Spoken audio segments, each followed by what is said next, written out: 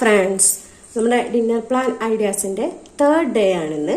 ഇത് നമുക്കൊരു ഉപ്പുമാവ് ഉണ്ടാക്കാം. റാഗി സേമിയ കൊണ്ടുള്ള ഉപ്പുമാവാണ് ഉണ്ടാക്കുന്നത്. അതിനുവേണ്ടി 2 കപ്പ് റാഗി സേമിയം ഞാനിവിടെ ഒരു പാത്രത്തിലോട്ട് എടുത്തിട്ടുണ്ട്. ഇനി നമ്മൾ ഉപ്പിട്ട് തിളപ്പിച്ച വെള്ളം, നന്നായിട്ട് തിളപ്പിച്ച വെള്ളം ഇതിലോട്ടൊന്ന് ഒഴിച്ചു കൊടുക്കാം. ഇനി 2-3 സെക്കൻഡ് ഇത് വെച്ചതിന് ശേഷം സേമിയ ഒന്ന് സോഫ്റ്റ് ആയതിനു ശേഷം ഒന്ന് വാർത്തെടുക്കണം. ഒട്ടും വെള്ളം ഇല്ലാതെ ഒന്ന് നന്നായിട്ട് വാർത്തെടുക്കണം. ഇതുപോലെ ഒരു സ്ട്രെയിനർ വെച്ചിട്ട് ഒന്ന് വാർത്തെടുത്തിട്ടുണ്ട്. ഉപ്പുമാവ് ഉണ്ടാക്കാൻ വേണ്ടി ഗ്യാസിലോട്ട് നമ്മളൊരു പാൻ വെച്ച് കൊടുത്തിട്ടുണ്ട്.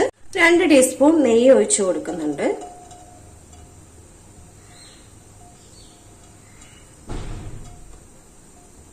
അതിന്റെ കൂടെ തന്നെ കുറച്ച് വെളിച്ചെണ്ണയും കൂടെ ചേർത്ത് കൊടുക്കുന്നുണ്ട്. 1/2 ടീസ്പൂൺ കടുകിട്ട് കൊടുക്കാം. 2 വറ്റൽ മുളക് പൊട്ടിച്ചതാണ് ചേർത്ത് കൊടുക്കാം. ആവശ്യത്തിന് കറിവേപ്പില. ഇനി ചെറുതായി അരിഞ്ഞു വെച്ചിരിക്കുന്ന ഒരു 8-10 ചെറിയ ഉള്ളിയാണ് അതിൻ്റെ കൂടെ ഇട്ട് കൊടുക്കുക. നല്ലപോലെ ഒന്ന് വഴറ്റി കൊടുത്ത് ചെറിയ ഉള്ളിയുടെ കളറൊക്കെ ഒന്ന് മാറി വരണം. ഒരു ലൈറ്റ് ബ്രൗൺ കളർ ആകുന്നത് വരെ, ഒന്ന് മൊരിഞ്ഞു വരുന്നത് വരെ ഒന്ന് വഴറ്റി കൊടുക്കണം. ഒരല്പം ഉപ്പിട്ട് കൊടുക്കാം. ഈ ഉള്ളിയിലോട്ട് മാത്രമുള്ളത്. സേമിയത്തിൽ നമ്മൾ തിളച്ച വെള്ളം ഒഴിച്ചപ്പോൾ അതിലോട്ട് ആവശ്യമായിട്ടുള്ള ഉപ്പ് ചേർത്തതാണ്.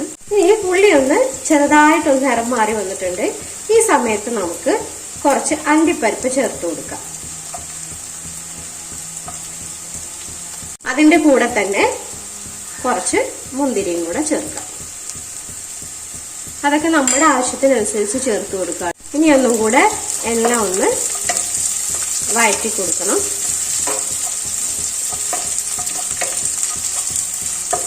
എല്ലാം നല്ല പോലെ ഒന്ന് മൊരിഞ്ഞു വന്നിട്ടുണ്ട്. നമുക്കിനി സേമിയം ചേർത്ത് കൊടുക്കാം. റാഗി സേമിയം ഇതൊന്നിങ്ങനെ ചിക്കി കൊടുക്കാം കേട്ടോ.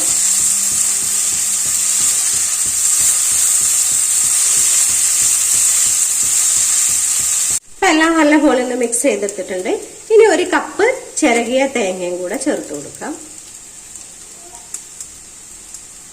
ഇനി തേങ്ങയും ഇതിലോട്ട് നന്നായിട്ട് ഒന്ന് യോജിപ്പിച്ചെടുക്കുക. ഒന്ന് മിക്സ് ചെയ്തെടുത്തിട്ടുണ്ട്. ഇനി ഒരു 2-3 സെക്കൻഡ് ഒന്ന് അടച്ചു വെച്ച് ലോ ഫ്ലെയിമിലാക്കി വേവിച്ചെടുക്കാം. അപ്പൊ റാഗി സേമിയ ഉപ്പുമാവ് ഇവിടെ റെഡി ആയിട്ടുണ്ട്. ഇതുപോലെ ചെയ്ത് നോക്കാത്തവരാണെങ്കിൽ ഒന്ന് ട്രൈ ചെയ്ത് നോക്കുക. വളരെ എളുപ്പത്തിൽ ഉണ്ടാക്കാം.